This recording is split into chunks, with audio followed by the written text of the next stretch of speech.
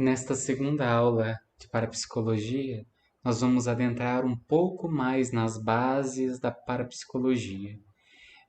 Nós devemos ter essa base sempre presente durante todo o estudo, para não cairmos novamente nas mentalidades míticas que dá resposta para algo inexistente, para histórias fantasiosas, e também não cair na ilusão de falsas crenças, de uma falsa fé. Então tudo isso hoje que nós vamos estudar ainda é uma base, mas uma base que sem ela nós não conseguimos ir adiante. Na análise e explicação dos fatos, deve-se ter presente dois princípios. O primeiro, nunca explicar pelo mais o que pode ser explicado pelo menos. Diante de uma situação que aparentemente não existe uma resposta lógica. Conta-se no livro do Exorcista, no caso real, que quando na casa onde começaram os fenômenos começaram a escutar batidas, em vez de tentar encontrar uma razão lógica para aqueles barulhos, começaram-se a achar que eram fantasmas, que eram espíritos. E assim eles começaram a conversar com os barulhos. É igual aquele jogo Ouija, onde tem um copo e as letras, mas eles falavam e pelas batidas eles tentavam entender se era sim, se era não. Então, em vez de tentar explicar naturalmente, racionalmente, o que eram aqueles barulhos, eles já acharam que era um parente morto que tinha voltado. Então, a lógica da parapsicologia é essa. Se existe uma razão real para coisas mais simples, para as coisas menores, a gente não deve tentar criar uma razão maior. Se a ciência consegue explicar um menor, mais simples, não devemos tentar encontrar razão maior. E logo, a segunda frase é: nunca explicar pelo sobrenatural o que pode ser explicado naturalmente. Exemplo ainda dos barulhos, né? Esse pensamento de que os mortos comunicam através de barulhos inexplicáveis. Aqui nós temos o exemplo das irmãs Fox.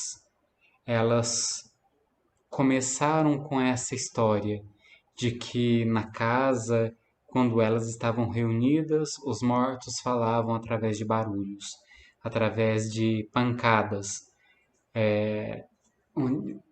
no ambiente.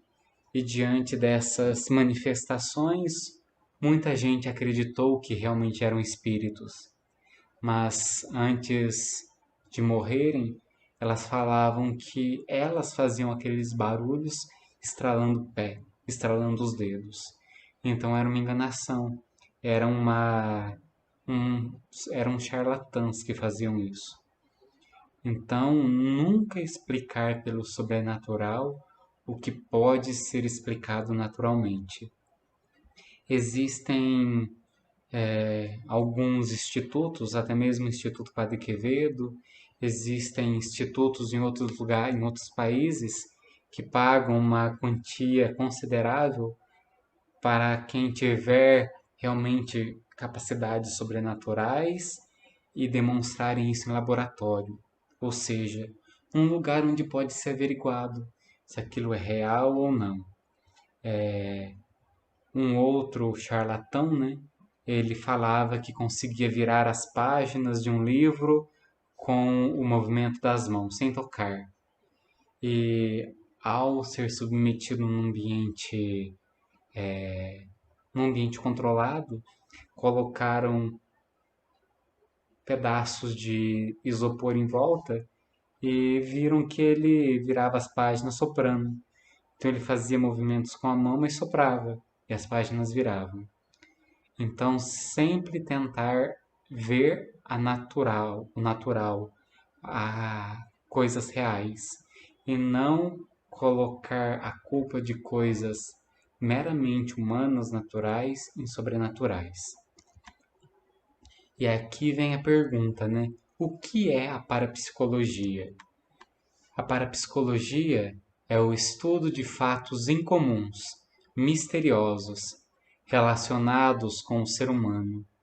Ela estabelece a diferença entre os fenômenos naturais, extranormais e paranormais, e aqueles que superam as forças da natureza, supranormais ou milagres. Mais para frente nós vamos falar um pouco mais deles, explicar certinho. Os fenômenos. Olha o barulho aqui dos espíritos. As características dos fenômenos parapsicológicos são espontâneos, incontroláveis e perigosos. As faculdades são espontâneas, de manifestação irregular e sempre sujeitas a muitas outras interferências erradas do próprio inconsciente. Ou seja, essas faculdades parapsicológicas, pelo fato de serem espontâneas, elas se manifestam de maneira irregular. Ou seja, eu não consigo controlar a forma como elas se dão e muito menos da maneira que eu quero e desejo. E elas sempre estão sujeitas a muitas interferências erradas do nosso próprio inconsciente. Ou seja, todos esses fenômenos, eles são uma expressão do inconsciente da pessoa. Inconsciente contrário a consciente. Nós vamos ver isso daqui a pouco também. Ou, dito de outra maneira mais completa, esses fenômenos são inconscientes, involuntários, incontroláveis, irregulares e incomuns. Inconsciente. O inconsciente, segundo Sigmund Freud, é um reservatório de sentimentos, pensamentos, impulsos e memórias que estão fora da percepção consciente. O consciente somos nós. O que eu estou pensando, minhas lembranças, tudo aquilo que está agora na minha mente. E o inconsciente é tudo que está fora, tudo que eu não tenho acesso em determinado momento, no momento presente. Tudo aquilo que eu vivi desde lá do ventre da minha mãe até agora, tudo isso está guardado, armazenado no inconsciente. Todas as lembranças, todos os sentidos, tudo aquilo que eu vivi. Por isso que, através da hipnose, nós conseguimos acessar algumas dessas memórias, algumas dessas percepções inconscientes. No curso que eu fiz, nós tivemos uma aula com um psicólogo formado e especializado em hipnose. Ele afirma que alguns dos estudiosos atuais chegam a levar a consideração que um inconsciente nem exista, visto que, dependendo da forma como a pessoa que conduz a hipnose, ela pode induzir a pessoa a falsas memórias, a falsas lembranças. Prova disso é a regressão a vidas passadas. Se nós pegarmos, né, duas pessoas, uma espírita, e fizermos com ela hipnose, ela vai chegar até ali a concepção e depois ela dá um salto para uma outra vida. E assim ela dá vários saltos para várias vidas, várias realidades. E se nós pegarmos um cristão católico que não acredita realmente em reencarnação, em outras vidas, o máximo que essa pessoa chega, conduzida em hipnose, é até a concepção, até num momento de luz. Então, diante dessas duas realidades, nós podemos também pensar que diante de uma sessão de hipnose, a pessoa que conduz pode realmente levar as pessoas a acreditar ou imaginar algo que realmente não aconteceu. Então, nós temos esse conceito de inconsciente, que é uma reserva de tudo aquilo que vivemos, visto que no consciente da nossa vida tem muitas coisas que nós não lembramos, muitas coisas que nós não temos no momento, mas por causa de um fato, um acontecimento, nós podemos lembrar de coisas. Coisas que podem ser reais, lembranças verdadeiras, ou podemos também lembrar de coisas, mas coisas que não realmente aconteceram. Uma lembrança que eu tenho é da morte do meu avô, dele ter sido dele ter sido velado na sala da minha casa. Eu lembro de tudo, do caixão na sala e eu lá pequenininho, vendo aquela cena sem entender. Mas em conversas com minha mãe, eu percebo que essa é uma memória falsa, porque ele não foi velado na minha casa, ele foi velado no velório. Então, uma lembrança irreal, uma lembrança falsa. Por isso que nós devemos ter consciência que existe um inconsciente, mas muitas vezes esse inconsciente ele pode nos pregar peças. A cada pensamento corresponde um pensamento. Ou seja, cada pensamento que eu tenho, ele tem por detrás toda a história, tudo aquilo que foi vivido. E essa é uma famosa imagem do inconsciente, né? O consciente é a pontinha do iceberg, o inconsciente é todo o emaranhado que envolve e que não é visível. Outra característica da parapsicologia, né, dos fenômenos parapsicológicos, ele é involuntário, ou seja, que se realiza sem intervenção da vontade, ou que foge ao controle desta, automático, inconsciente, espontâneo. Essa frase é no dicionário online. Ou seja, eu não tenho a intenção de fazer, eu não tenho a capacidade racional, voluntária, espontânea de realizar. Quando eu vou atravessar a rua, eu faço aquele ato voluntário. Eu olho para os lados e me dirijo ao outro lado. O fenômeno parapsicológico ele não tem esse aspecto. Ele realiza sem a vontade. Ele realiza sem o consentimento. Um exemplo são os casos de tipologia, que são os barulhos, tipo pancada que se dá em porta, parede.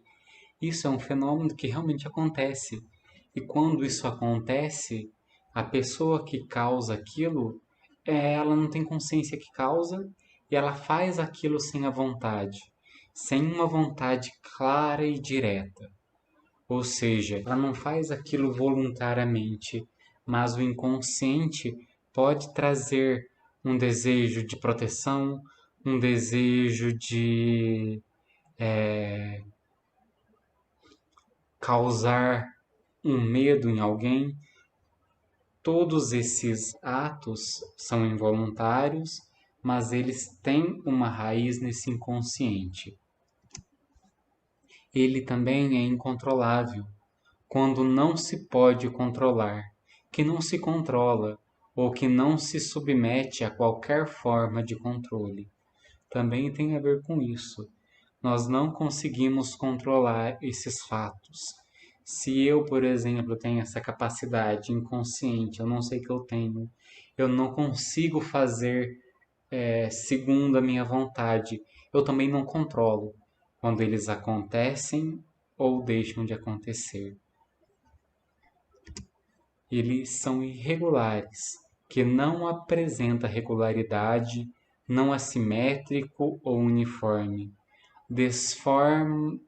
desconforme com as leis, as regras, os costumes estabelecidos.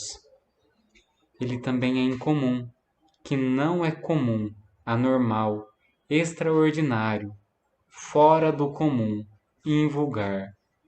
ele também é incomum, que não é comum, anormal, extraordinário, fora do comum, invulgar. Um, uma situação comum seria aqui nós conversarmos. Uma situação incomum seria uma luz surgir no nosso meio e começar a girar. Um fato comum é eu levantar, pegar uma água, voltar e beber. Um fato comum é um copo vir levitando na minha direção. Ou seja, são fatos incomuns, coisas que nós não vemos todo dia, ou talvez se chegarmos a ter a sorte de nunca vermos. Nenhum dos portadores de poderes paranormais ou sobrenaturais apresenta esses fenômenos com hora marcada. Eu já disse isso na primeira aula, isso tem que ficar presente na nossa memória, no nosso consciente.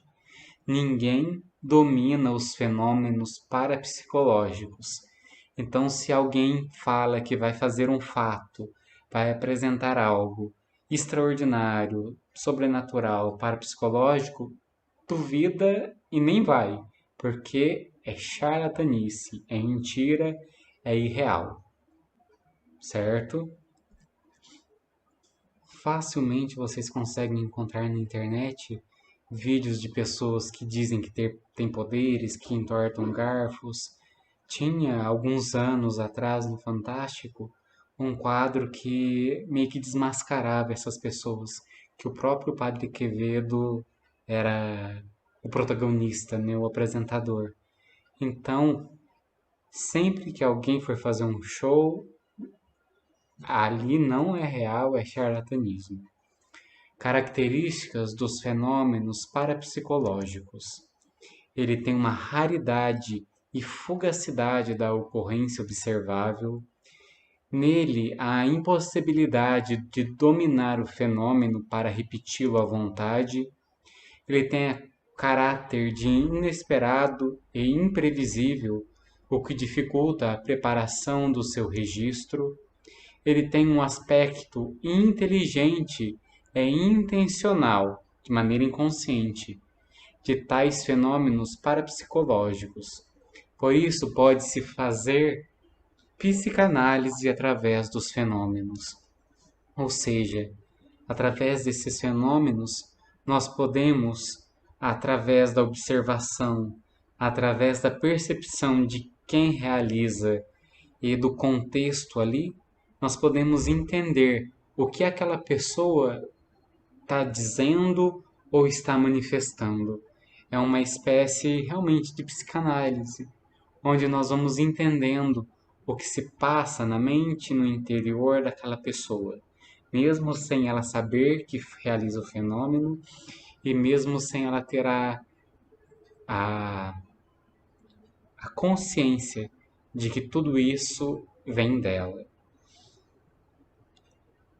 A insegurança e a imprecisão dos testemunhos quando os observadores não são especialistas treinados. Ou seja, quem vê esses fenômenos, presenciam de alguma forma, eles não sabem expressar o que foram que viram, o que realmente aconteceu, porque como é uma experiência nova, tudo fica grande, tudo fica indecifrável, indizível, né? Eles decorrem de um desequilíbrio, mesmo que passageiro, é decorrente de uma psicorragia. Psicorragia é um termo que significa uma energia mental que foge do controle voluntário humano. Ou seja, a pessoa ela tem uma hemorragia do psiquismo. É como se fosse um surto psicótico, onde a pessoa ela transborda aquilo, ela derrama tudo aquilo que está entalado no interior para fora. Se repetidos, levam o dotado, a pessoa que manifesta, a maiores e mais continuados desequilíbrios, tornando-se perigosos à saúde física e psíquica. Por isso que nós dissemos lá na primeira aula, a pessoa que tem alguma característica assim, ela não deve ser encorajada a controlar, ela não deve ser encorajada a desenvolver, porque isso pode trazer prejuízo para ela e para as pessoas ao seu redor. Quase todos os fenômenos parapsicológicos podem ser imitados por fraude, mesmo esses fenômenos sendo inconsciente ou irresponsável. O Padre Quevedo mesmo, muitos desses fenômenos, ele conseguia demonstrar através de ilusionismo, através de mágica, através de hipnose. Então, muitos desses fenômenos ditos extraordinários, eles podem ser fraudados de maneira consciente. Ou seja, eu digo ter fenômenos extraordinários, eu digo ter fenômenos parapsicológicos, comunico com os mortos, faço isso, levito, faço aquilo outro, mas na verdade são tudo causa de fraude.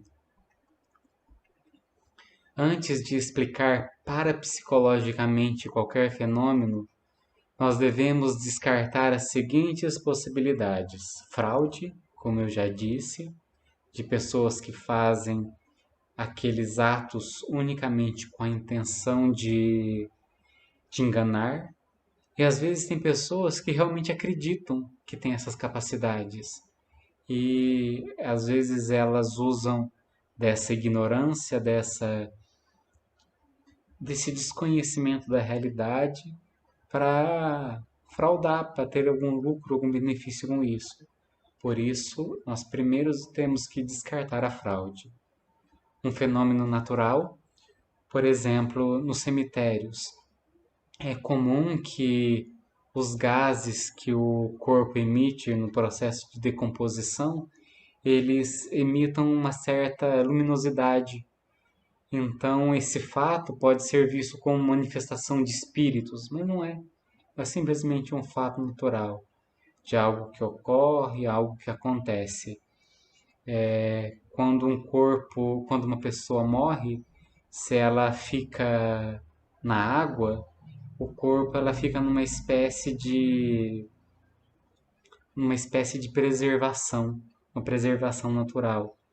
Mas ao ser tirado da água, logo ele se decompõe. E nós podemos ver essa preservação como algo sobrenatural. E não é algo também natural. E muitas outras coisas que nós podemos ver como sobrenatural, mas que na verdade não é. E o outro ponto é a alucinação. Esse ponto não é algo real que está acontecendo. Igual eu falei da telecinesia, né? De algum objeto que levita, que aparece voando por aí. Se tem um grupo ali junto, todos falam, olha, nós vimos o objeto sair de um lugar e ir para o outro. Mas se uma pessoa somente viu, provavelmente é uma alucinação. É uma visão ali que a pessoa está tendo que provavelmente não é real. É uma alucinação do inconsciente, da mente. Existem alguns distúrbios psíquicos, existem alguns remédios também que provocam alucinações. E aqui nós temos que estar atento, descartar essa possibilidade. Se realmente é um fenômeno que foi visto, presenciado e comprovado, ou se realmente é uma alucinação de alguma pessoa. Outro fato, uma ilusão, porque nós podemos considerar algo sobrenatural, mas na verdade é uma ilusão. Há alguns anos atrás, um grupo de pessoas jurava que Nossa Senhora tinha aparecido no vidro de uma janela, mas não era.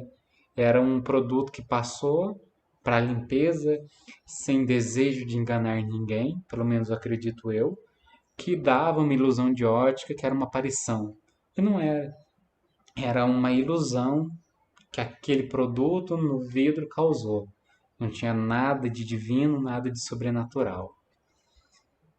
O estado alterado de consciência. Esse é um aspecto que nós temos que ter muita atenção, porque esses fenômenos geralmente eles acontecem um estado alterado de consciência. Essa palavra é uma palavra-chave no estudo da parapsicologia. As pseudo-religiões, eles fazem uso de alucinógenos, danças ritualísticas, música, coisas que favorecem uma alucinação, favorecem um desprender-se da realidade. Isso se dá através de, como eu disse, alucinógenos, seja o uso de droga, bebida, ou seja também através de ambientes que proporcionam um estado de transe, seja através de um ambiente um pouco mais escuro, com sons que favorecem certas pessoas propícias a entrarem nesse estado de inconsciência, nesse estado alterado. E também, né, não precisa ser outras religiões, mas o uso de bebida num estado elevado, acontece esse estado alterado de consciência. A pessoa não tem consciência do que faz, do que realmente realiza. E nesses momentos pode acontecer algum fenômeno parapsicológico. E outros fatos que também podem acarretar é o estresse, o cansaço, noites mal dormidas, insônia. Tudo isso pode tirar a pessoa da capacidade de estar consciente, de estar inteira. Nós vemos também no Evangelho, enquanto Jesus caminhava para o horto, para o Calvário, ali oferecem para ele vinho misturado com mirra, que era um alucinógeno, que era algo que eles davam para os que seriam crucificados para aliviar um pouco a dor, para que eles meio que desligassem daquele momento. E quando oferecem essa bebida para Jesus, ele nega, ele renuncia, ele deixa de lado, porque Jesus ele quis estar consciente, quis estar inteiro, mesmo que fosse no momento de dor, mesmo que fosse no momento de sofrimento. Por isso, nós devemos estar atentos a esse estar em estado alterado de consciência. Quanto mais consciente de nós mesmos e da situação ao nosso redor, mais livres nós somos para responsáveis e livres para agirmos de fato. E aqui tem duas imagens de charlatanismo, né? Na minha esquerda aqui, nós temos uma foto tirada de uma sessão espírita, onde Chico Xavier fazia uma sessão espírita, onde ocorreu a fantasmogênese, que, tecnicamente falando, é quando a pessoa em transe, ela solta um ectoplasma do corpo e materializa outra pessoa. Mas nesse caso nós vemos claramente que é um lençol. Então nós vemos visivelmente com provas que realmente é um fato irreal. É um fato que visivelmente é mentira, montagem irreal. E a segunda imagem no meu lado direito é uma artista de rua que com uma armação de ferro onde a pessoa de baixo está sentada numa armação. Essa armação vai até seu braço, que sobe nesse cajado e sustenta outra pessoa. Então, claramente é uma armação onde essas pessoas, esses artistas, eles ganham um dinheiro das pessoas que ali passam. E aqui nós finalizamos essa nossa segunda aula. Na próxima aula nós vamos adentrar realmente em fenômenos extranormais de conhecimento.